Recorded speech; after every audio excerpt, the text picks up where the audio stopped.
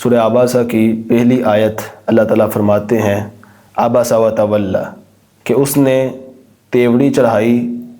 و تولی اور منہ پھیر لیا۔ یہ سورہ عبس کی پہلی آیت ہے۔ الحمدللہ آج سے سورہ عبس کا آغاز کیا جا رہا ہے۔ 2 صورتیں ہماری مکمل ہو گئی ہیں، سورہ نبا اور سورہ نازعات۔ مفسرین کا اس بات پر اتفاق ہے کہ یہ صورت یعنی یہ سورۃ عبس یہ کیوں نازل ہوئی، اس پر مفسرین کا اتفاق ہے کہ یہ صورت نبینا صحابی عبداللہ بن ام مکتوم رضی اللہ عنہ ان کے بارے میں یہ اتری۔ سیدہ عائشہ صدیقہ رضی اللہ عنہ ان سے روایت ہے، اور یہ روایت جامع ترمذی میں موجود ہے۔ اس روایت کو علامہ البانی رحمۃ اللہ علیہ نے اور محدث زبیر علی زئی رحمۃ اللہ علیہ دونوں نے بالکل صحیح کہا ہے۔ روایت یہ ہے کہ سیدہ عائشہ فرماتی ہیں قالت انزل عبس و تولی فی ابن ام مکتوم، کہ یہ عبس و تولی یہ جو آیت ہے یہ ابن ام مکتوم رضی اللہ عنہ الاعمى جو کہ اندھے تھے، جو کہ نبینا صحابی تھے، ان کے بارے میں یہ نازل ہوئی، ان کے بارے میں یہ اتری۔ واقعہ آگے ذکر کرتی ہیں کہ ہوا یہ کہ اتا رسول اللہ صلی اللہ علیہ وسلم فجعل یقول یا رسول اللہ ارشدنی وعند رسول اللہ رجل من عظماء القریش، کہ عبداللہ بن ام مکتوم رضی اللہ عنہ وہ کائنات کے امام کے پاس آتے ہیں اور کہتے ہیں کہ یا رسول اللہ مجھے مسائل بتائیے، یعنی مسائل پوچھتے ہیں، یا رسول اللہ میری رہنمائی کیجیے، میرے پاس کچھ سوال ہیں اس کے جوابات دیجیے، میری رہنمائی کیجیے۔ ارشدنی، یا رسول اللہ میری رہنمائی کیجیے۔ وعند رسول اللہ رجل من عظماء القریش، آپ صلی اللہ علیہ وآلہ وسلم کے پاس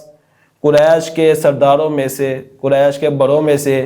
ایک آدمی آپ صلی اللہ علیہ وآلہ وسلم کے پاس بیٹھا ہوا تھا۔ تو حدیث میں آتا ہے فجعل رسول اللہ صلی اللہ علیہ وسلم یعرض عنہ ویقبل علی الآخر،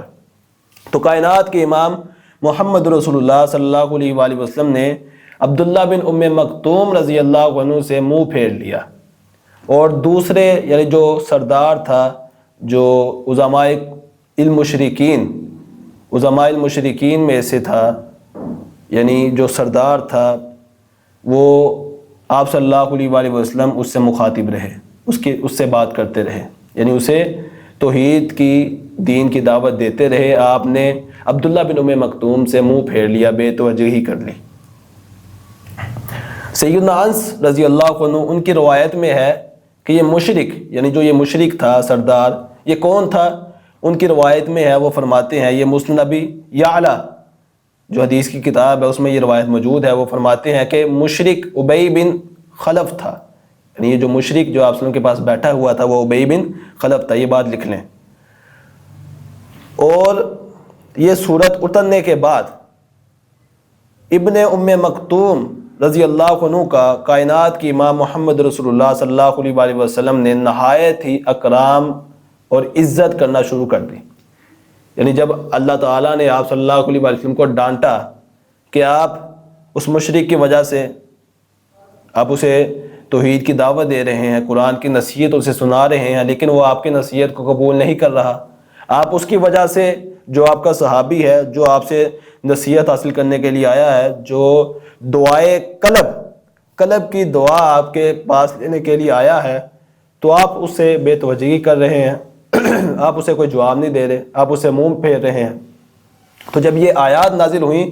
تو رسول اللہ صلی اللہ علیہ وآلہ وسلم نے عبداللہ بن ام مکتوم کا نہایت ہی اکرام شروع کر دیا، نہایت ہی عزت شروع کر دی۔ یہ روایت مسند ابی یعلا میں موجود ہے بالکل صحیح سند کے ساتھ۔ عبداللہ بن ام مکتوم رضی اللہ عنہ یہ مکی صحابی تھے، قریشی تھے، اور مہاجرین اولین میں سے تھے، مہاجرین اولین میں سے یہ صحابی رسول تھے۔ اور ام المؤمنین سیدہ خدیجہ رضی اللہ عنہا جو کہ آپ کی پہلی بیوی تھی، یہ ان کے ماموں کے بیٹے تھے، یعنی سیدہ خدیجہ کے بھتیجے تھے یہ عبداللہ بن ام مکتوم رضی اللہ عنہ۔ رسول اللہ صلی اللہ علیہ وآلہ وسلم نے انہیں اپنے اکثر غزوات میں مدینہ میں اپنا نائب مقرر کیا تھا۔ یہ سب باتیں صحیح سند کے ساتھ موجود ہیں۔ عبس و تولا، اس میں عباسا یہ صیغہ غائب ہے، یعنی واحد مذکر غائب کا صیغہ ہے عباسا، کہ اس نے تیوڑی چڑھائی، تیوڑی چڑھائی، یہ غائب کا صیغہ ہے۔ اور غائب کا صیغہ اللہ تعالیٰ نے اس لیے استعمال کیا کہ آپ صلی اللہ علیہ وآلہ وسلم کو عتاب کیا جائے، آپ کو ڈانٹا جائے، یعنی آپ صلی اللہ علیہ وآلہ وسلم نے نبینہ صحابی سے بے توجہی کی تو اللہ تعالیٰ نے بطور عتاب، بطور ڈانٹ آپ کے خطاب سے بے توجہی کر لی، یعنی اللہ تعالیٰ نے آپ کو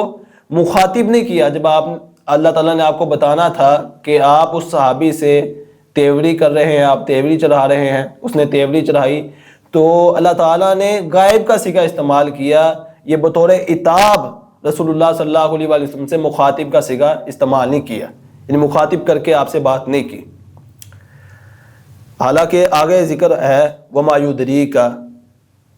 اس میں آپ صلی اللہ علیہ وسلم سے اللہ تعالیٰ مخاطب ہے، لیکن یہ عباسا میں غائب کا صیغہ استعمال کیا گیا ہے، بطور عتاب اللہ تعالیٰ نے آپ صلی اللہ علیہ وآلہ وسلم سے بے توجہی کی، یعنی توجہ نہیں کی اور غائب کا صیغہ استعمال کیا۔ یہ بعض مفسرین نے اس کا معنی کیا ہے، اس کی وجہ بیان کی ہے، اور بعض حضرات نے، بعض مفسرین نے یہ بھی لکھا ہے کہ اللہ تعالیٰ نے آپ صلی اللہ علیہ وآلہ وسلم کے اکرام میں، آپ کی عزت میں اللہ تعالیٰ نے مخاطب کا صیغہ استعمال نہیں کیا۔ کیوں؟ کیونکہ اللہ تعالیٰ آپ کو مخاطب کر کے اظہار ناراضگی وہ ظاہر نہیں کرنا چاہتے تھے، اظہار ناراضگی اللہ تعالیٰ نہیں کرنا چاہتے تھے آپ کو مخاطب کر کے، اس لیے اللہ تعالیٰ نے بطور اکرام غائب کا صیغہ استعمال کیا، کیونکہ اللہ تعالیٰ ناراض تھے آپ صلی اللہ علیہ وآلہ وسلم کے اس عمل کی وجہ سے، تو اللہ تعالیٰ نے آپ صلی اللہ علیہ وآلہ وسلم سے جو اظہار ناراضگی ہے وہ غائب کے صیغے کے ساتھ کیا، مخاطب کر کے نہیں کیا، آپ کے اکرام میں ایسا اللہ تعالیٰ نے کیا، آپ کی عزت میں کیا۔ یعنی یہ دو معنی مفسرین نے لکھے ہیں، ایک تو ہے بطور عتاب، آپ صلی اللہ علیہ وآلہ وسلم سے غائب کا صیغہ استعمال کیا، مخاطب نہیں کیا، اور دوسرا معنی کیا جاتا ہے کہ آپ کے اکرام میں، آپ کی عزت میں اللہ تعالیٰ نے اظہار ناراضگی جو ہے وہ غائب کے صیغے کے ساتھ کی، مخاطب کے صیغے کے ساتھ نہیں کی۔ تو یہ دو معنی مفسرین نے اس کے لکھے ہیں، اور بعض حضرات نے یہ لکھا ہے کہ تیوری چڑھانے والا وہ مشرک تھا، یعنی جو آپ صلی اللہ علیہ وسلم کے ساتھ بیٹھا تھا مشرک، وہ بعض حضرات نے وہ مراد لیا ہے کہ تیوری چڑھوانے والا وہ مشرک تھا جس سے اللہ تعالیٰ مخاطب ہوئے ہیں۔ حالانکہ یہ بات اگر سیاق و اسباب کے ساتھ دیکھی جائے، آگے دیکھا جائے، اگلی آیات کو دیکھا جائے، فَأَنْ تَنْهُ تَلَاهَا، یہ اللہ تعالیٰ آپ صلی اللہ علیہ وآلہ وسلم سے مخاطب ہے، تو یہ سارا خطاب یہ رسول اللہ صلی اللہ علیہ وآلہ وسلم کو ہے۔ تو بعض حضرات جو کہتے ہیں کہ یہ عبس و تولا یہ اس مشرک کے بارے میں اللہ تعالیٰ فرما رہے ہیں، تو یہ بات غلط ہے۔ صحیح بات یہی ہے کہ اللہ تعالیٰ نے بطور عتاب، اظہار ناراضگی، یہ اللہ تعالیٰ نے رسول اللہ صلی اللہ علیہ وآلہ وسلم سے یہ بات کی، عباسا کہ اس نے تیوری چڑھائی، و تولا اور منہ پھیر لیا۔ اسی طرح دوسری آیت میں اللہ تعالیٰ فرماتے ہیں ان جاءہ الاعمی، اس لیے کہ اس کے پاس اندھا آیا، ان جاءہ الاعمی، اس لیے تیوری چڑھائی کہ اس کے پاس نابینا آیا۔ حالانکہ جو نابینا ہے اس کا تو زیادہ لطف و کرم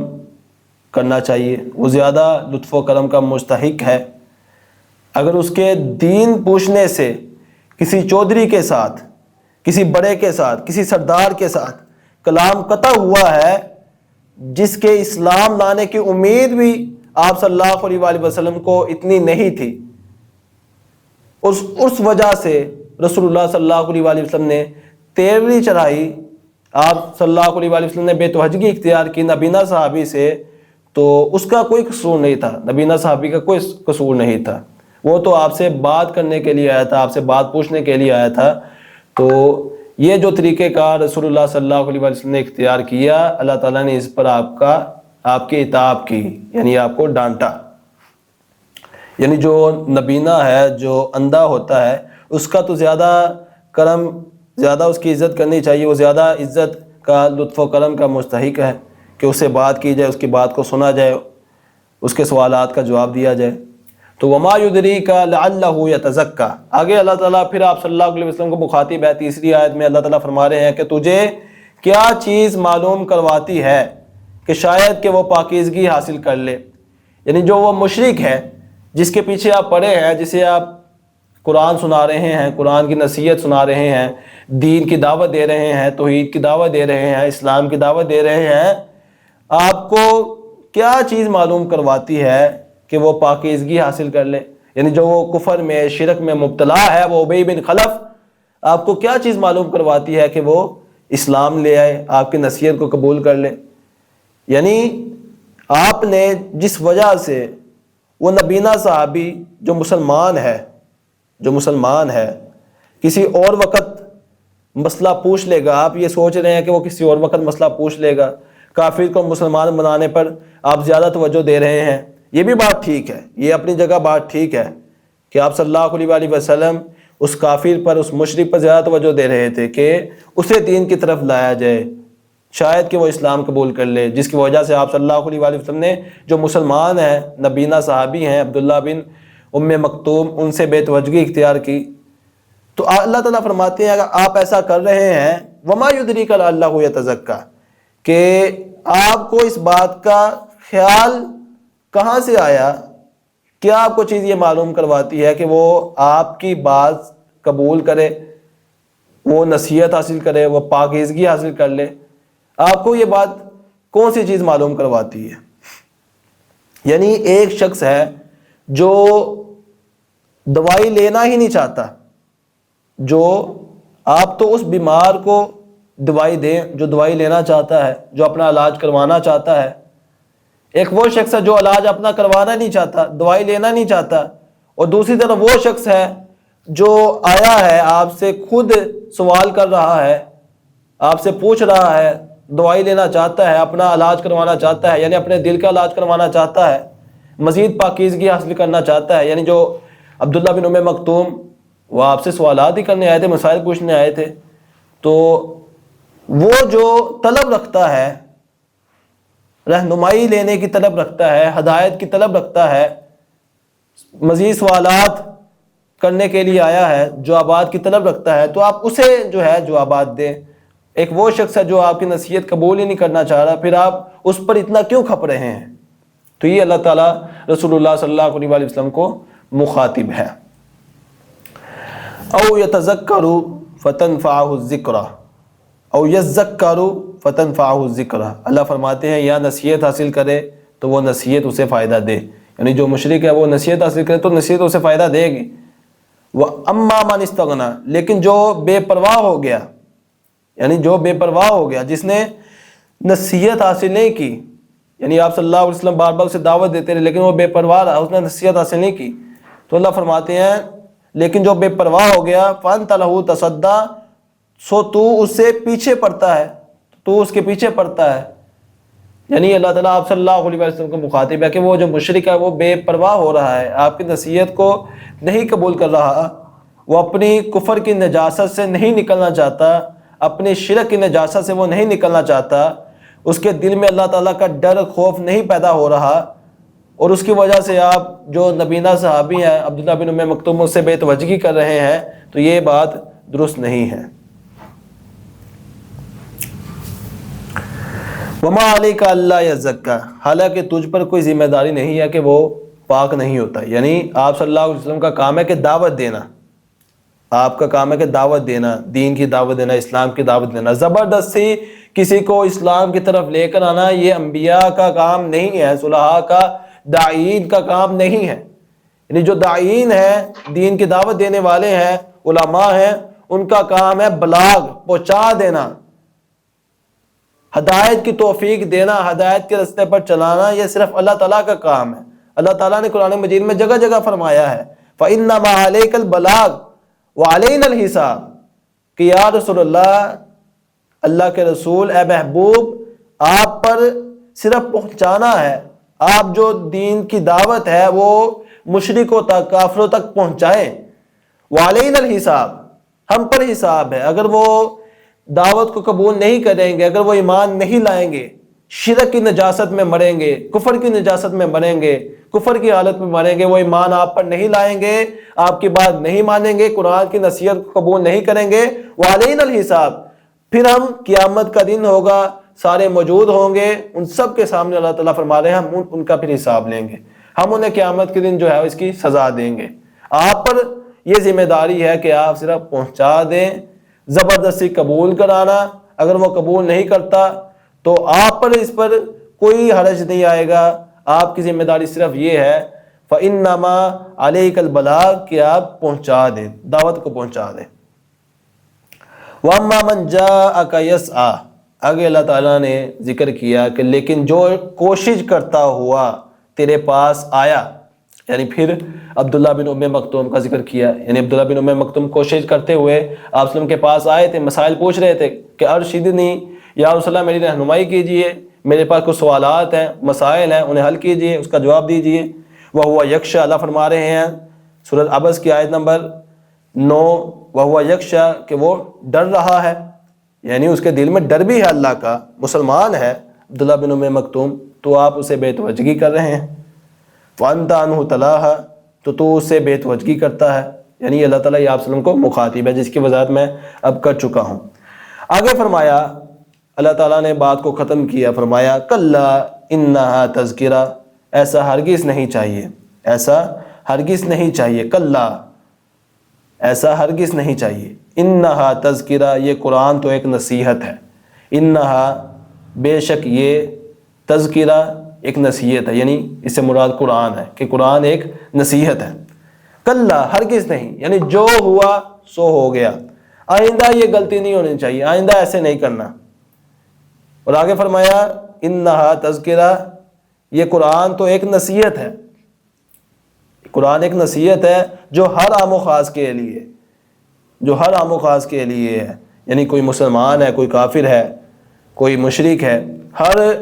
عام و خاص کے لیے یہ نصیحت ہے۔ یعنی یہ نہیں کہ آپ صرف ایک ہی بندے کو نصیحت دیں، قرآن کی نصیحت دیں۔ اللہ فرما رہے ہیں کہ انہا تذکرہ، یہ نصیحت ہے ہر عام و خاص کے لیے، چاہے وہ کافر ہو، مشرک ہو، مسلمان ہو، جو اسے نصیحت حاصل کرنا چاہتا ہے آپ اسے نصیحت دیں، اسے قرآن کی تعلیم دیں۔ انہا تذکرہ، یہ نصیحت ہے، ہر عام و خاص کے لیے ہے، اس میں کسی ایک دوسرے پر ترجیح نہیں دی جاتی، یعنی کسی ایک دوسرے پر ترجیح نہیں دینی چاہیے۔ پھر جو چاہے نصیحت قبول کر لے، اور اس کا اپنا ہی فائدہ ہے۔ اللہ تعالیٰ نے جیسا کہ پیچھے فرمایا کہ جو قرآن کی نصیحت کو قبول کرے گا، اسے سمجھے گا، اس پر عمل کرے گا، اللہ فرما رہے ہیں اس کا ہی فائدہ ہے۔ اور جو متکبر ہے، جو تکبر کرے گا، جو قرآن کی نصیحت کو سن کر قبول نہیں کرے گا، سننے کے باوجود اس کو نہیں مانے گا، اس پر عمل نہیں کرے گا، تو اللہ تعالیٰ فرما رہے ہیں کہ آپ اس کے پیچھے نہ پڑیں، اسے چھوڑ دیں۔ فمن شاء ذکرہ، اگر اللہ فرماتے ہیں تو جو چاہے اسے قبول کر لے، یعنی جو چاہے اس نصیحت کو قبول کر لے۔ یہاں ایک نقطہ ہے، وہ یہ ہے کہ اللہ تعالیٰ نے اختیار دیا ہے انسان کو۔ بعض لوگ کہتے ہیں کہ انسان مجبور محض ہے، انسان مجبور ہے، یعنی جو جبریہ ہے، ایک فرقہ ہے، وہ یہ کہتے ہیں کہ انسان مجبور محض ہے، انسان مجبور ہے۔ حالانکہ اللہ تعالیٰ فرما رہے ہیں فمن شاء ذکرہ، کہ جو چاہے گا اسے قبول کر لے گا، قرآن کی نصیحت کو جو چاہے گا قبول کر لے گا۔ یعنی اگر انسان مجبور محض ہوتا، اگر انسان مجبور محض ہوتا تو کوئی بھی مشرک کافر نہ ہوتا، اللہ تعالیٰ پھر زبردستی لوگوں کو مسلمان بناتا، زبردستی مسلمان ہوتے۔ یعنی بندے کو اختیار ہے، بندے کو اختیار ہے، اور یہ اختیار اسلام قبول کرنے میں ہے۔ یعنی یہ نہیں کہ اللہ تعالیٰ کسی پر زبردستی جو ہے وہ اسلام کو ٹھونپتا ہے۔ لا اکراہ فی الدین، اسلام قبول کرنے میں دین میں کوئی سختی ہے ہی نہیں۔ تو فمن شاء ذکرہ، فمن شاء ذکرہ، جو چاہے گا وہ اس سے نصیحت حاصل کرے گا، اسے قبول کرے گا۔ تو جبریہ کہتے ہیں کہ انسان مجبور محض ہے، جبکہ یہ بات بالکل غلط ہے۔ یعنی انسان کو اختیار ہے۔ ہاں اگر کوئی بندہ گناہ کرتا ہے، کفر کرتا ہے، شرک کرتا ہے، تو یہ اللہ تعالیٰ کو پسند نہیں ہے یہ بات، یہ اللہ تعالیٰ کو پسند نہیں ہے، بلکہ یہ اللہ تعالیٰ کو ناراض کرنے والی باتیں ہیں، اللہ تعالیٰ کو ناپسند ہیں۔ یعنی کوئی بندہ کفر کرتا ہے، شرک کرتا ہے، تو یہ اللہ تعالیٰ کو بات بالکل بھی پسند نہیں ہے۔ لیکن یہاں سے یہ بات نہیں نکلتی کہ انسان مجبور محض ہے، کہ اللہ تعالیٰ یہ چاہ رہا ہے کہ وہ کفر میں جائے، اللہ تعالیٰ چاہ رہا ہے کہ وہ جو ہے وہ شرک میں جائے۔ یہ اللہ تعالیٰ اس میں انسان کو اختیار ہے۔ یہی اللہ تعالیٰ فرما رہے فمن شاء ذکرہ، جو چاہے اسے قبول کر لے، یعنی جو طلب کرے گا، جو ہدایت کو پانا چاہے گا، جو ہدایت حاصل کرنا چاہے گا، اللہ تعالیٰ اسے ہدایت دیتا ہے۔ جو اپنے اندر طلب رکھتا ہے، جستجو رکھتا ہے، والذین جاہدوا فینا لنہدینہم سبلنا، اللہ فرماتے ہیں کہ جو ہمارے راستے میں، ہماری راہ میں کوشش کرتے ہیں، جدوجہد کرتے ہیں، تردد کرتے ہیں، اللہ فرماتے ہیں کہ ہم ان کے لیے ایک نہیں کئی راستے کھول دیتے ہیں۔ بندے کے دل میں طلب تو ہو، اگر کوئی بندہ گناہوں کو چھوڑنا چاہتا ہے، نیکی اختیار کرنا چاہتا ہے، کہ اس کے دل میں پھر طلب ہو، یعنی وہ پھر عملاً یہ کام کرے، گناہوں سے دور رہے اور عملاً نیکیوں کی طرف آئے، یعنی وہ سچے دل کے ساتھ اللہ سے توبہ کرے، پھر وہ عملاً اس پر گامزن ہو جائے۔ تو جو کوشش کرے گا، جدوجہد کرے گا، یہ نہیں کہ بس صرف سوچ لے کہ میں نیکی کرتا ہوں لیکن وہ کوشش ہی نہ کرے، اس کے دل میں طلب ہی نہ ہو، اوپر سے کہہ رہا ہو، تو اللہ تعالیٰ فرما رہے ہیں ہم ان کے لیے رستے نہیں کھولتے۔ ہدایت اللہ تعالیٰ اسے ہی دیتا ہے، سیدھے رستے پر اللہ تعالیٰ اسے لے کر آتا ہے جس کے دل میں طلب ہوتی ہے، جو ہدایت پانا چاہتا ہے۔ والذین جاہدوا فینا، جو کوشش کرتا ہے، جو جدوجہد کرتا ہے، اللہ فرماتے ہیں کہ ہم ہدایت کے کئی راستے اس کے لیے کھول دیتے ہیں۔ آگے اللہ تعالیٰ فرماتے ہیں فی صحف مکرمہ، ایسے صحیفوں میں ہے جن کی عزت کی جاتی ہے، یعنی قرآن مجید ایسے صحیفوں میں ہے جن کی عزت کی جاتی ہے۔ فی صحف مکرمہ، یعنی ان آیات میں قرآن مجید کی اللہ تعالیٰ نے عظمت بیان کی ہے، یعنی قرآن مجید کی عظمت بیان کی گئی ہے کہ یہ ایسے اوراق میں لکھا ہوا ہے، ایسے صحیفوں میں ہے، ایسے اوراق میں لکھا ہوا ہے جن کی عزت کی جاتی ہے، جو بلند شان والے ہیں، جو پاک اوراق ہیں، پاک صحیفے ہیں۔ اس سے قرآن مجید کے وہ اوراق مراد ہیں جن میں فرشتوں نے لوح محفوظ سے نقل کر کے رکھے ہوئے ہیں،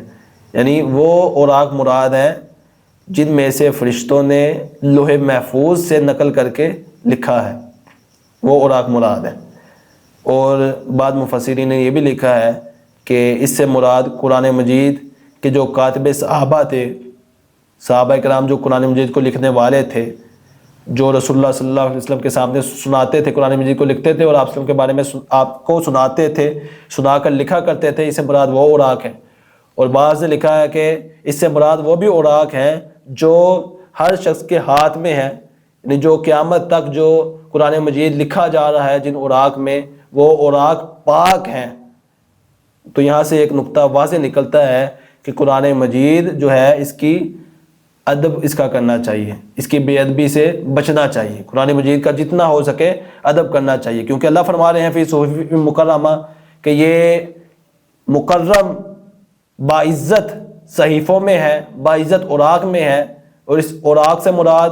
جو فرشتوں کے پاس اوراق ہیں وہ بھی اس سے مراد ہیں، جو صحابہ کرام نے لکھ کر آپ صلی اللہ علیہ وسلم کو سنایا، اس سے مراد وہ بھی اوراق ہیں۔ اور اس سے مراد جو قیامت تک قرآن مجید جن اوراق پر لکھا جا رہا ہے وہ اوراق باعزت ہیں، تکریم کے لائق ہیں۔ تو لہٰذا یہاں سے نقطہ نکلتا ہے کہ قرآن مجید کی جتنی ہو سکے